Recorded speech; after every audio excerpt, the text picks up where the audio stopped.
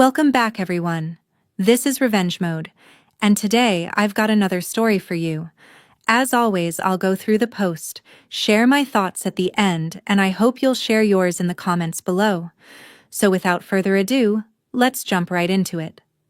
Let's go. Right at the dinner table, a suffocating atmosphere descended when I received an absolutely absurd financial demand. My name is Chelsea, a 32-year-old accountant raising my young son completely alone while constantly dealing with demanding relatives. The absolute peak of ridiculousness arrived when I was explicitly forced to shoulder a massive financial burden just to secure a seat at the upcoming anniversary celebration of my own parents. The blatant injustice of this situation became completely undeniable, since my other siblings were automatically invited to participate in this lavish event entirely for free, under the guise of being honorable guests. My mother comfortably wielded her parental authority to manipulate my emotions by using the label of blood responsibility to force my wallet open for their extravagant spending habits. She looked directly into my eyes while delivering her unbelievable ultimatum by stating, "Pay $56,000 to be allowed to attend our anniversary party." She then attempted to justify this outrageous extortion by coldly adding, "You should help the family more." Instead of screaming or arguing like other oppressed victims usually do in these tense scenarios, I simply responded with a single coldly decisive statement. That sharply delivered sentence instantly caused the entire dining room to fall into a state of absolute dead silence. If you have ever felt completely exhausted from being drained of your energy, along with your finances, by your own blood relatives, like an automated teller machine, then please subscribe to the channel to hear exactly how I permanently ended this dark chapter. The deeply ingrained face-saving lifestyle of my family residing in Cheyenne had long covered up cruel discrimination alongside highly toxic financial calculations festering within our household. For many years, my relatives had aggressively cultivated a destructive habit where they automatically expected me to cover massive expenses without any hesitation. Whenever a financial disaster struck their household, I was immediately summoned to open my wallet to fix their irresponsible mistakes. This included paying for a complete roof repair or purchasing a brand new car for my older brother Vincent because he wrecked his previous vehicle. I vividly remember the exact afternoon they demanded I pay the roofing contractors directly because their own credit applications were universally denied. They framed that massive payment as a temporary loan, but they conveniently suffered from permanent amnesia whenever I brought up a repayment schedule. They even forced me to clear out their outstanding credit card balances whenever the collection agencies started calling their landline. This blatant discrimination became incredibly obvious when I was forced to work grueling shifts just to pay off my own student loans completely alone. Meanwhile, Vincent and my younger sister Katrina were constantly protected from any real-world consequences while having all their living expenses unconditionally covered by our parents. Katrina frequently posted pictures of her luxurious shopping sprees on social media, using funds that were directly supplied by my parents. At that exact same moment, I was sitting at my kitchen table, calculating how many extra accounting shifts I needed to take just to afford basic groceries. They lived entirely rent-free while indulging in expensive hobbies, because Mom and Dad believed they needed extra time to figure out their lives. I was never granted that same luxury of time or financial grace since my independence was instantly weaponized against me. Every single time I attempted to refuse these unreasonable extortion demands, Mom would immediately launch into her familiar routine of psychological manipulation. She possessed a terrifying ability to twist reality to make me feel overwhelmingly guilty for simply trying to protect my own hard-earned savings. She would corner me in the kitchen with a deeply disappointed look on her face while repeatedly instilling the idea that I was obligated to rescue them. During our most heated arguments, she would confidently state, "You are the only one capable of handling this. Your siblings are struggling." Alongside this relentless financial exploitation, my parents harbored a deeply offensive prejudice regarding my status as a single mother raising my son Rowan. They explicitly viewed my situation as a shameful failure that stained our family reputation in the local community. They would frequently make passive-aggressive comments about how my career success was the absolute least I could do to compensate for bringing a child into the world without a husband. Because they considered my life choices to be deeply flawed, they somehow convinced themselves that they possessed the ultimate right to utilize my income without showing me a shred of basic respect. This toxic mentality allowed them to completely detach from any emotional connection with Rowan while remaining firmly attached to my debit card. During those exhausting periods of being treated like a disposable asset, I would often vaguely recall some rare conversations from my childhood regarding a specific financial safety net. I remembered hearing faint whispers about a substantial educational trust fund established by the previous generation meant to provide equal opportunities for all the grandchildren.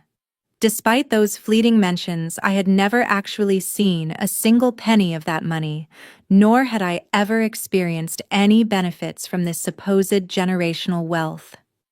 My parents deliberately kept those financial details completely hidden in the shadows, while continuing to drain my personal bank accounts to fund the extravagant lifestyles of Vincent and Katrina.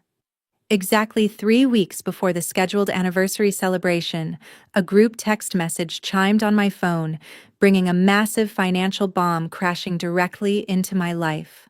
Mom casually uploaded a highly detailed cost estimate file straight into our shared family chat without initiating any prior discussion about these impending expenses. The attached digital spreadsheet contained absolutely staggering numbers, where she specifically assigned the most unreasonable payment responsibility squarely onto my shoulders, while leaving everyone else completely exempt. The document clearly showed how they expected me to single-handedly finance their entire social gathering, without ever asking for my permission beforehand. She followed up the demanding document with a completely entitled text stating, "Here is your portion, review it. Then transfer the money soon so the restaurant can lock the schedule." That horrifying figure of $56,000 presented on the glowing screen was definitely not just a standard party contribution expected from a loving daughter.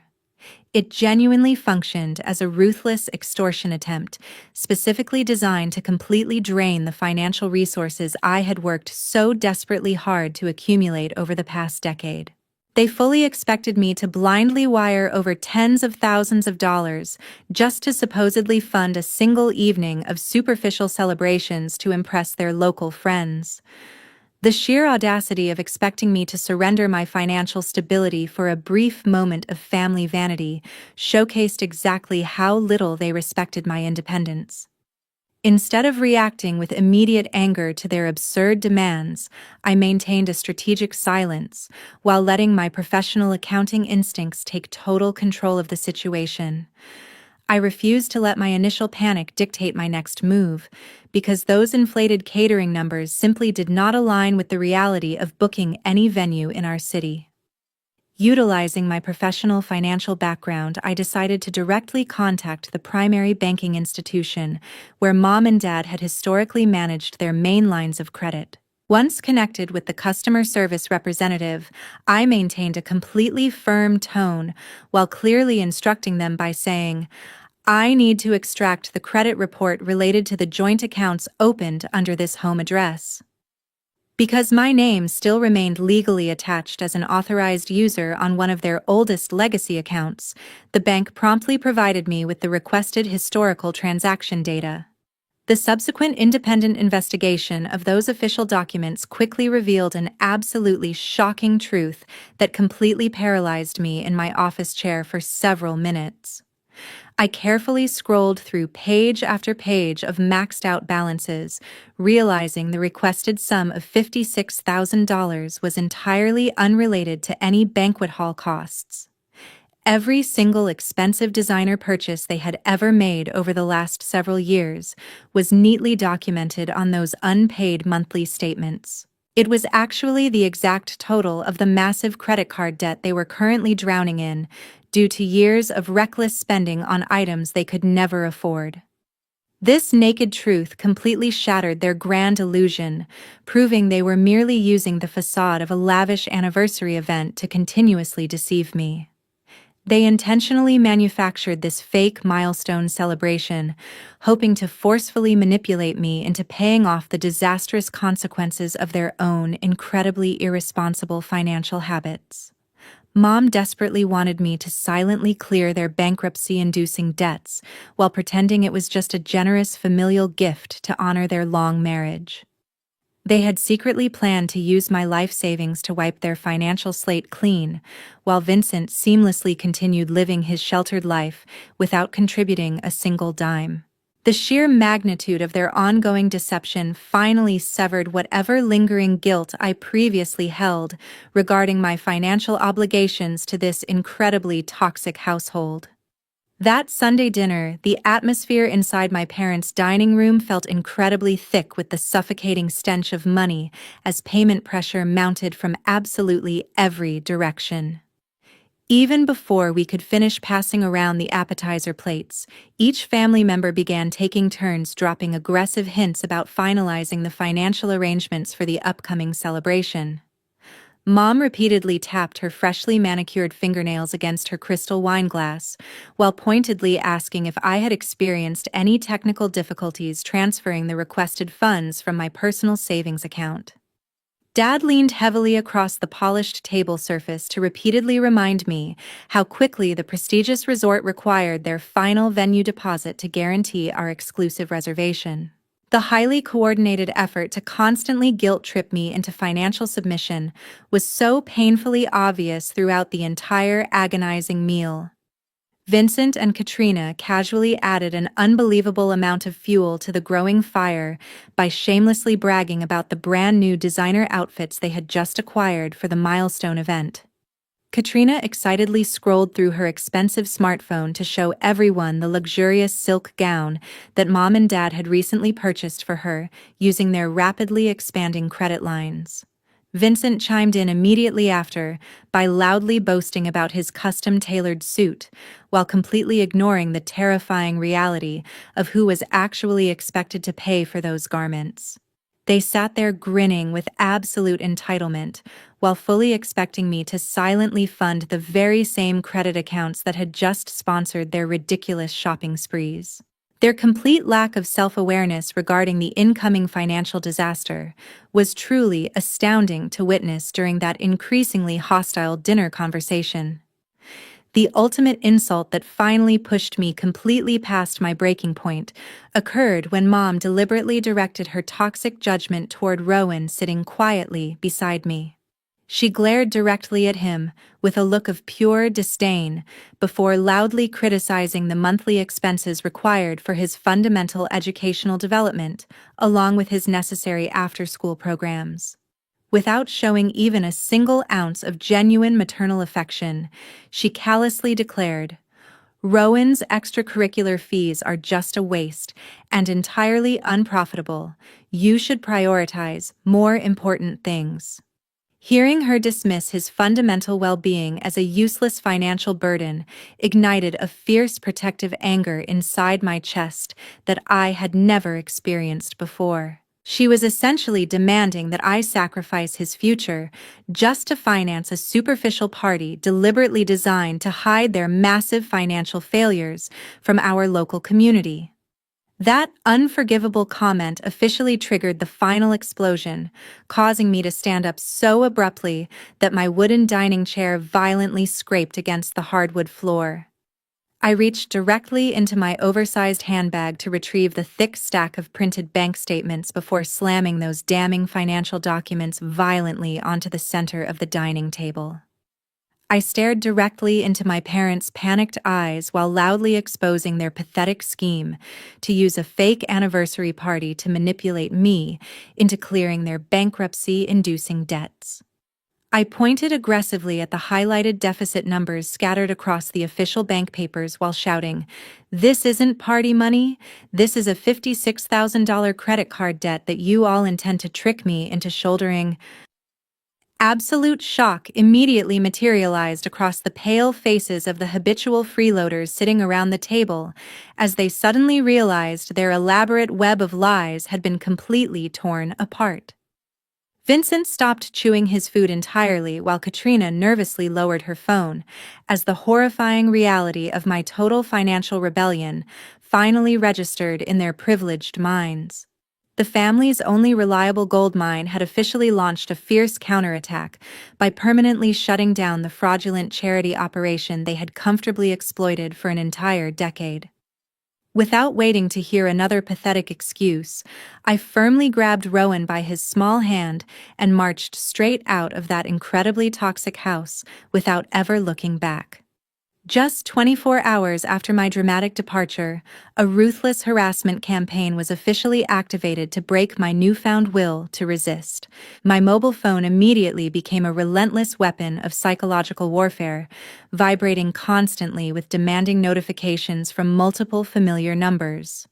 I decisively established an ironclad boundary by outright rejecting every single threatening phone call while completely ignoring their highly manipulative text messages.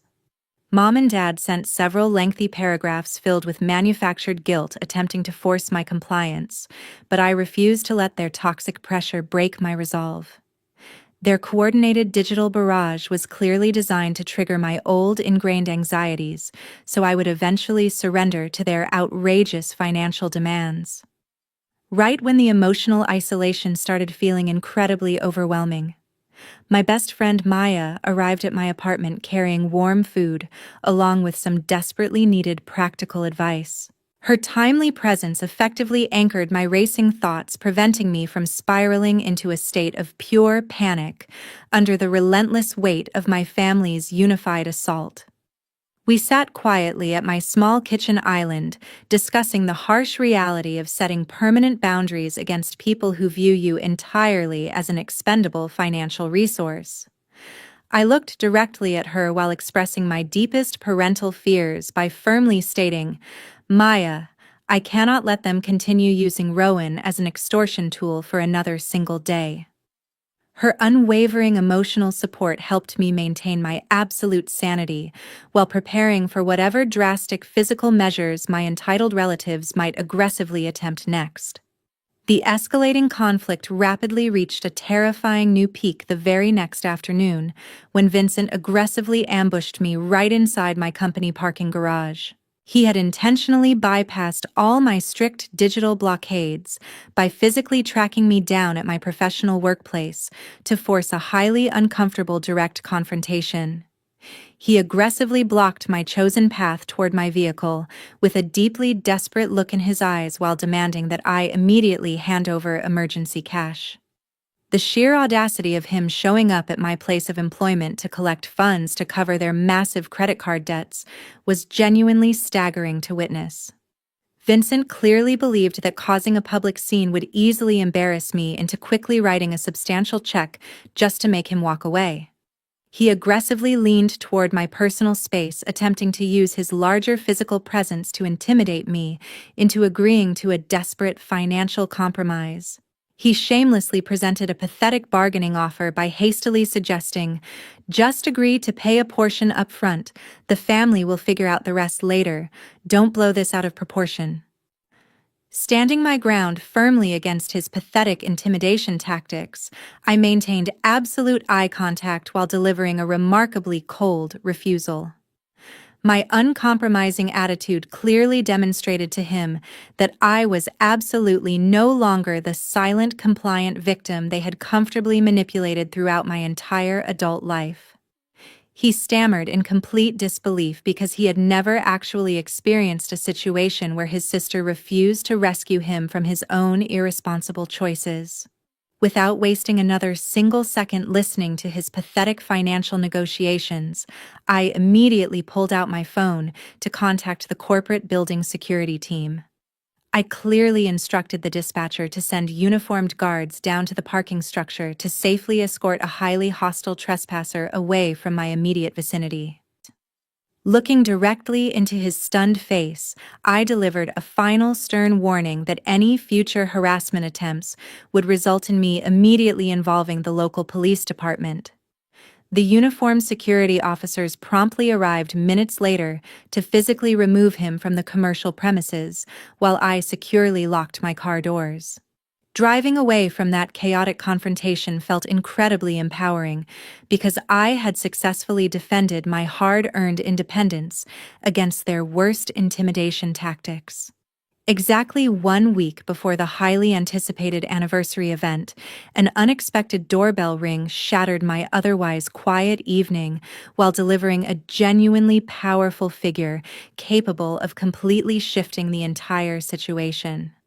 Standing right there on my welcome mat was my paternal aunt, Aunt Pearl, a formidable woman whose intimidating name I only vaguely remembered from Dad's rare, secretive conversations about family finances. She had always operated as the strict financial guardian of our lineage, ensuring the generational wealth remained protected against any unauthorized exploitation. She possessed an incredibly authoritative presence as she stepped into my modest apartment without waiting for an official invitation to begin her urgent line of questioning. She immediately locked her remarkably sharp eyes directly onto my face, while demanding a thorough explanation regarding my highly suspicious absence from the finalized guest list for the upcoming celebration. Her posture remained completely rigid as she recounted the unbelievable story Dad had aggressively circulated among our extended relatives to justify excluding his own daughter from the gathering. With a tone dripping in absolute disbelief, she crossed her arms tightly over her chest before repeating the malicious lies that had been officially presented to the entire family. She sternly interrogated me by asking, "Why are you completely absent from the guest list when your father claims you are drowning in gambling debts and too ashamed to show your face?" Hearing those incredibly vile accusations completely paralyzed me for a fleeting second before a wave of righteous fury effectively replaced any lingering hesitation I still possessed. My own father had deliberately assassinated my character in front of our entire extended family, simply because I finally refused to silently finance their disastrous credit card bills. Instead of offering any verbal defense against those ridiculous gambling allegations, I immediately walked over to my filing cabinet to retrieve the thick folder containing their damning financial records. I firmly placed the massive stack of highlighted bank statements directly onto the kitchen counter right in front of Aunt Pearl to provide undeniable physical proof of their deception. I made sure she clearly saw exactly how Mom and Dad had systematically drained my savings accounts through endless manipulation tactics while unconditionally protecting their favorite children. She carefully adjusted her reading glasses before meticulously examining the extensive paper trail documenting the $56,000 credit card debt they were attempting to force upon me. Her facial expression rapidly transformed from general skepticism into absolute cold fury as she methodically connected the dates of their extravagant purchases to my personal bank transfers over the years. The true source of her escalating anger became chillingly obvious when she recognized several massive withdrawal transactions explicitly linked to the generational educational trust fund she personally managed. She realized with absolute disgust that the sacred financial safety net established by our ancestors had been systematically abused to continuously fund the lazy lifestyles of Vincent and Katrina. Slapping her hand violently against the countertop, she delivered a furious judgment regarding their financial treason against the family legacy by stating, "That trust fund was established strictly for education, not to pay off designer boutique invoices and fund their pathetic vanity." Sitting together at my small kitchen table, we spent the next several hours meticulously drafting a highly aggressive legal strategy designed to permanently dismantle their fraudulent financial empire. Aunt Pearl fully intended to utilize her absolute authority over the generational trust fund to inflict the maximum possible consequences upon the relatives who had shamelessly exploited my hard work. We mutually agreed to maintain absolute silence regarding our impending counterattack to ensure the element of total surprise when we finally delivered the final crushing blow to their comfortable reality. Those entitled relatives had absolutely no idea that their elaborate web of financial manipulation was about to forcefully collapse directly on top of their heads in a matter of days. The following Saturday morning, an emergency summons forced every single family member to gather inside the formal conference room of the local trust management law firm. An incredibly tense atmosphere blanketed the entire room when the primary legal representative began methodically opening the thick, confidential folders sitting on the polished mahogany table. He explicitly read aloud every single unauthorized withdrawal, while explicitly highlighting the severe financial violations committed by Dad and Mom over multiple years. The seasoned lawyer adjusted his spectacles before presenting the undeniable paper trail proving their constant misappropriation of generational wealth for superficial vanity. He slid a massive stack of printed legal documents across the expansive table surface while sternly stating, "This is the detailed list of misused withdrawals from the trust fund, directly violating the beneficiary terms." My parents sat there completely frozen in their oversized leather chairs as Aunt Pearl officially unleashed her devastating punitive measures against their elaborate web of lies. She looked directly at her greedy relatives before aggressively announcing the permanent freezing of all financial assistance flowing from the established educational trust account. This swift administrative action completely stripped Vincent and Katrina of their lifelong financial safety net, leaving them entirely exposed to the harsh realities of finding actual employment. The spoiled siblings immediately began aggressively protesting the sudden decision, but their panicked complaints were instantly silenced by another icy glare from the furious trust manager. They finally realized their endless days of enjoying luxurious shopping sprees sponsored by stolen generational wealth had reached an abrupt, permanent conclusion under her authority. The incredibly cold verdict delivered by the legal team regarding the massive $56,000 credit card debt explicitly mandated that Mom and Dad must independently shoulder the entirety of that bankruptcy-inducing burden. The uncompromising legal mandate strictly required them to immediately begin liquidating their own personal assets, including their multiple luxury vehicles, to satisfy their increasingly impatient corporate creditors. Their carefully constructed facade of upper-middle-class superiority completely shattered into a million pieces right there inside that sterile legal environment as the undeniable truth prevailed. They were officially forced to confront the catastrophic consequences of their reckless spending habits, without having their reliable human bank account available to continuously rescue them. Witnessing the absolute collapse of their deceitful empire finally provided me with the perfect opportunity to execute my ultimate strategy for securing permanent personal freedom. I reached across the wide conference table to grab a specialized legal waiver prepared in advance by the attorneys, specifically for this exact climactic moment. Without displaying a single ounce of hesitation, I firmly pressed my pen against the heavy document to officially sign away all my potential future inheritance rights, forever. I deliberately surrendered my legal claim to any remaining family assets to ensure they could never again use potential future wealth as a tool for emotional manipulation. This definitive act of rejecting the generational inheritance served as an ironclad declaration of my total independence from their highly toxic, abusive financial ecosystem.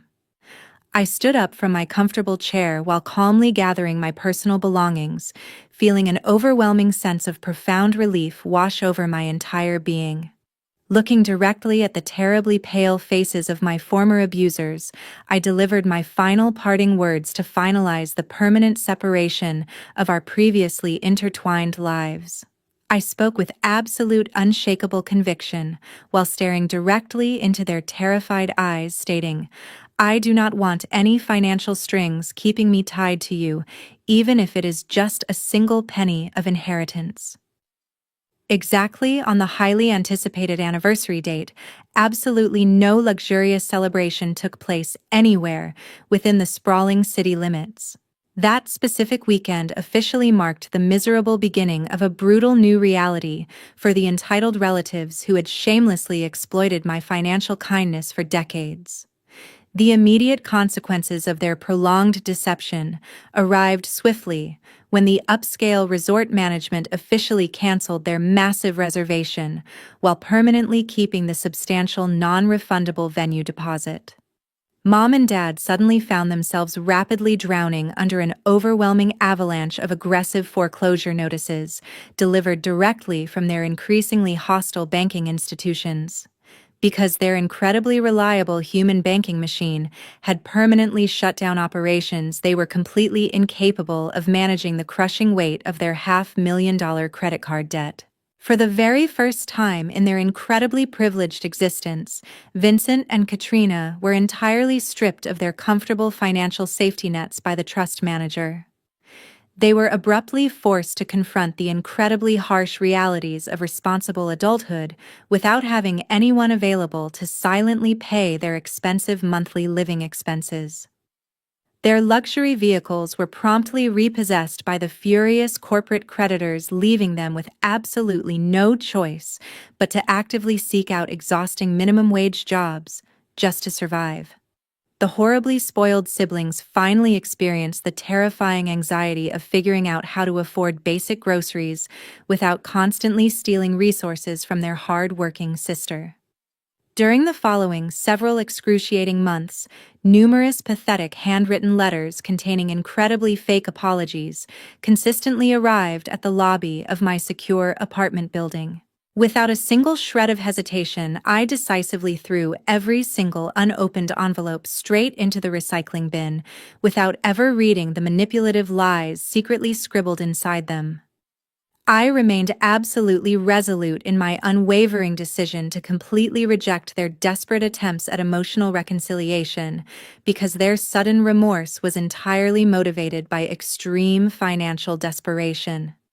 Establishing a permanent rule of absolute zero contact became the ultimate defensive barrier necessary to constantly protect the peaceful lives Rowan and I finally enjoyed together.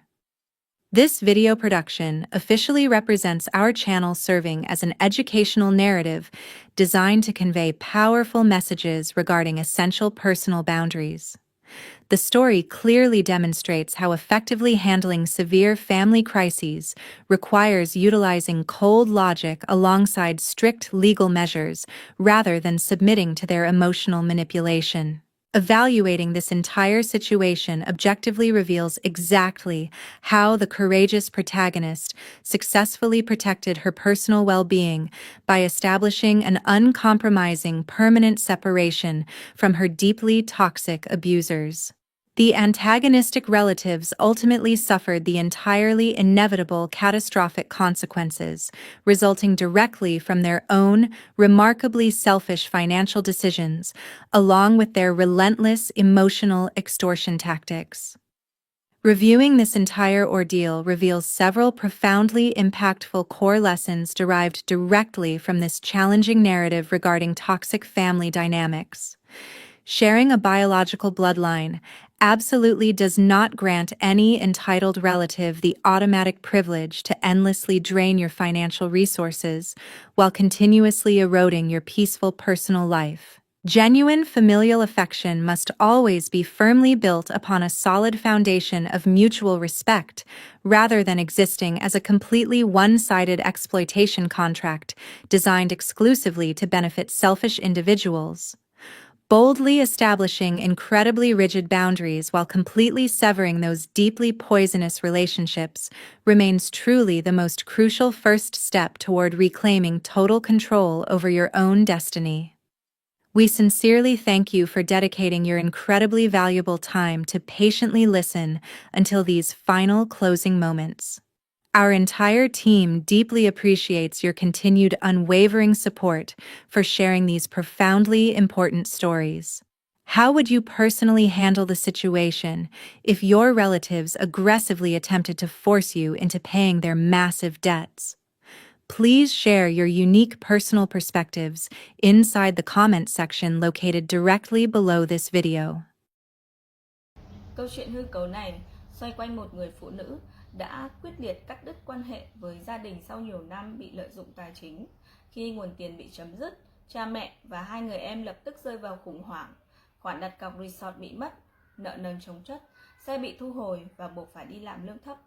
Những lá thư xin lỗi muộn màng cho thấy sự hối hận xuất phát từ tuyệt vọng hơn là tình cảm chân thành. Từ góc nhìn khách quan, hành động của nhân vật chính tuy lạnh lùng nhưng hợp lý. Ví dụ, việc cô không mở thư thể hiện sự kiên định trước thao túng cảm xúc, hay việc em cô phải tự kiếm sống cho thấy hậu quả tất yếu của lối sống phụ thuộc. Từ đó ta rút ra bài học. Bài học thứ nhất, gia đình không phải là cái cớ để khai thác người khác. Thứ hai, ranh giới cá nhân cần được thiết lập rõ ràng. Thứ ba, tự chịu trách nhiệm tài chính là điều bắt buộc trong trưởng thành. Bạn sẽ làm gì nếu rơi vào hoàn cảnh tương tự? Hãy chia sẻ quan điểm của bạn ở phần bình luận bên dưới nhé!